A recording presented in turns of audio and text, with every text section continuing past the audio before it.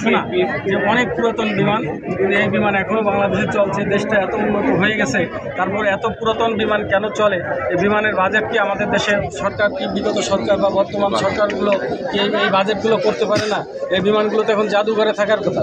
সেই বিমান কি করে আমার উড্ডয়ন করার? এই যে কোমলমতি শিশু চলে গেল, যার সন্তান গেছে তারা হয়তো জানে, আমরা হয়তো অনুভব করছি, এগুলো দেখে দুঃখ করছি, আফসোস করছি, বেদনা জানাচ্ছি। কিন্তু যার সন্তান চলে গেছে সে তো আর কোনোদিন আসবে না। তাই তাদের প্রতি আমাদের যারা মৃত্যুবরণ করছে, আমরা তাদের প্রতি সমবেদনা জানাচ্ছি। আল্লাহ পাক বেহেশতে নসিব করুক। আর যারা জীবিত আছে তাদের পরিবারের প্রতি আমাদের সবারই সুদৃষ্টি। আর আরেকটা জিনিস, সরকারের প্রতি আমাদের একটা বিশেষ আবেদন যে তাদেরকে অর্থনৈতিকভাবে তাদেরকে যেন সাহায্য করা হয়। যারা বানে আছে, ঢাকা মেডিকেলে আছে বা উত্তরার বিভিন্ন হাসপাতালে যারা আছে, অতি দ্রুত সরকারের আমি স্বাস্থ্য উপদেষ্টা আছেন, ওনার দৃষ্টি আকর্ষণ করছি যে আপনারা এদের একটা ব্যবস্থা করেন। কারণ আপনারা কেন এসেছেন? আজকে আমরা দ্বিতীয়বার আবার আসছি। আমাদের ভাইস চেয়ারম্যান সাহেব উনিও বললেন যে দেখি আবার যাই, মনের টানে। আসলে যে এটা যে কষ্ট, আমরা তো কাজ করছি, তারপর আবার মনের টানে আসলাম এবং এটা আবার স্মৃতিটা আবার দ্বিতীয়বার আমাদের ধারণ করার জন্য আমরা আসছি এবং আপনাদের পাইছি।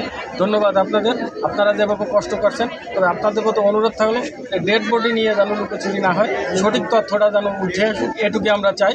এবং এরা যেন দেয় সরকার থেকে সম্মানজনক যেন এরা একটা ক্ষতিপূরণ পায়, এই জিনিসটা আপনাদের কাছে আমাদের বিশেষ অনুরোধ। ধন্যবাদ। আমি তো পরে আসছি, আপনার পরিচয়টা যদি একটু তুলে। আমি মানবাধিকার বাস্তবায়ন সংস্থার মহাসচিব, আপনার নাম মোহাম্মদ মুস্তাফিজুর রহমান। আচ্ছা আচ্ছা। আর আমার সাথে আছেন আমাদের মানবাধিকার সংস্থার ভাইস চেয়ারম্যান বীর মুক্তিযোদ্ধা জব্বার। আপনি কি প্রথম আসলেন না আগে? আমি 21 তারিখে ছিলাম। 21 তারিখে। আর আমি ওই যে ভিডিও এটাগুলো করতে পারি না, যে বিভীষিকাময় অবস্থা ছিল, এটা দেখেই তো আমরা তখন অনেকেই আবার এটা সহ্য করতে পারে না। এবং আমি শুরু থেকেই ছিলাম এবং রাতপন্থী ছিলাম। আমরা কাজ করছি উত্তরার বিভিন্ন হাসপাতালে, আমরা রুগী পাঠাইছি। উত্তরার হাসপাতালগুলো রুগী রাখতে পারি নাই, কারণ বানের ওই রকম নেই। ওরা ঢাকা মেডিকেলে পাঠাইছে। তা ঢাকা মেডিকেলে ঢাকা মেডিকেলে ব্লাডের যে সমস্যাগুলো ছিল, প্রথমেই এইসব রোগীর ব্লাডের সমস্যা ছিল, সেই ব্লাডের ব্যবস্থা আমরা করছি যতটুকু সম্ভব আপনি করে গেছে। এবং আপনাদের কাছেও আমাদের একটা আবেদন থাকবে, আপনাদের ডাকটা সবাই শুনবে। আপনারা এনে শুনে দিলে দেশ এবং দেশের বাইরে সব জায়গা থেকে সবাই শুনতেছে। তো প্রথমত অর্থনৈতিক সাহায্য এই জায়গা বড় কথা না, ওটা সরকার দেখবে। কিন্তু আপনারা এদের যে রোগীর যে রক্তের যে সমস্যাটা, আমরা প্লাস রক্তগুলো আমরা পর্যাপ্ত পাইছি, কিন্তু মাইনাস রক্তগুলো সংকট ছিল, এই সংকটগুলো এখনও আছে। তা আপনাদের মাধ্যমে আমরা জানতে চাচ্ছি যে আপনারা একটু জানাই দেন সবাইকে এবং প্রচার করে দেন, যাতে এই মেসেজটা সবার কাছে চলে যায় এবং স্ব উদ্যোগে আমরা যে ঢাকা মেডিকেলে বা ইউনিটে আমরা রক্ত দিয়ে এসেছি।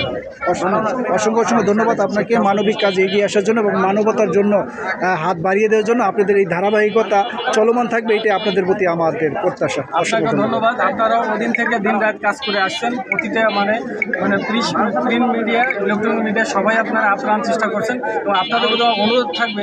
এখানে অনেক ছেলেপেলে বলছে যে এই ঘটনা ডেড বডি নিয়ে আপনার লুকোচুরি হচ্ছে এবং পত্রিকা ওইভাবে দেখলাম যত মারা গেছে তত আসতেছে। আমার অনুরোধ থাকবে যে আপনারা এগুলো সঠিক তথ্য, এখানে কাউকে দোষ দিয়ে তো লাভ নাই। অ্যাক্সিডেন্ট আল্লাহর ইচ্ছে এবং এটা অ্যাক্সিডেন্ট। তা শিক্ষা উপদেষ্টার প্রতি আমাদের দৃষ্টি আকর্ষণ থাকবে যে এরকম একটা ঘটনা ঘটে গেল, কিন্তু সেই সব আর আমরা দল বেঁধে জানো ঢাকা ইউনিটে ইউনিটে কোনো রাজনৈতিক দল বেঁধে না যায়, সমবেদনা জানাইতে যাবো, এটা সত্য। 1-2 যায়, কিন্তু দেখা যায় অনেক রাজনৈতিক দল বেঁধে 100, 150, 200, 300 আমরা যেতে চাচ্ছি। এইভাবে গেলে রুগীদের আরও ক্ষতি হবে। আমরা তো বুঝি, আমরা বেদনা জানাবো, দুঃখ করবো, আফসোস করবো, দোয়া করবো এবং ওদের যে সমস্যা, রুগীদের যে সমস্যা সেগুলো যাতে সলভ হয়। এবং আপাতত রক্ত এবং সুচিকিৎসা আমরা চাই, রোগীদের সুচিকিৎসা। যারা আহত আছেন আল্লাহ পাক তাদেরকে হেফাজত করুন, যারা মৃত্যুবরণ করছে তাদের প্রতি আমরা আল্লাহ পাক বেহেশত নসিব করি। ধন্যবাদ, অসংখ্য ধন্যবাদ আপনাকে। আপনাদের প্রধান কার্যালয় কোথায়? আমাদের প্রধান কার্যালয় আপনার উত্তরাতে না? আচ্ছা, ঠিক আছে, ধন্যবাদ, ভালো থাকবেন।